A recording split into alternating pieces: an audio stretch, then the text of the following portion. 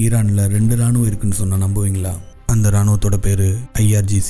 1979 Iran புரட்சிக்கு பிறகு Islamic revolutionary card corps உருவாக்கப்பட்டுச்சு. இது சாதாரண இராணுவம் இல்லை, புரட்சி கொள்கையையும் ஈரானோட அரசியல் அமைப்பையும் பாதுகாக்கிறது தான் இதோட முக்கிய பணி. ஈரானோட ரெகுலர் ஆர்மி நாட்டோட எல்லைகளை பாதுகாக்கும். ஆனால் IRGC சுப்ரீம் லீடருக்கு நேரடியாக கட்டுப்பட்ட தனி இராணுவ அமைப்பு.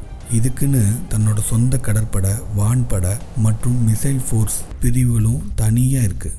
மத்திய கிழக்கு அரசியலில் ஈரானோட செல்வாக்கை வளர்க்கிறதும் வெளிநாட்டு நடவடிக்கையில் இந்த அமைப்பு முக்கிய பங்கு வகிக்குது.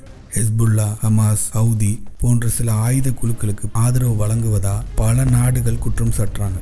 அதனால தான் IRGC இன்னைக்கும் மத்திய கிழக்கில் மிகவும் சக்தி வாய்ந்த மற்றும் சர்ச்சைக்குரிய இராணுவ அமைப்பாக பார்க்கப்படுது. ஆனால் இந்த IRGC எப்படி இவ்வளவு செல்வாக்கு பெற்றது, அதை அடுத்த வீடியோவில் பார்க்கலாம். இப்படிப்பட்ட உலக அரசியல் கதைகளை தெரிந்து கொள்ள மறக்காமல் சப்ஸ்கிரைப் பண்ணுங்கள்.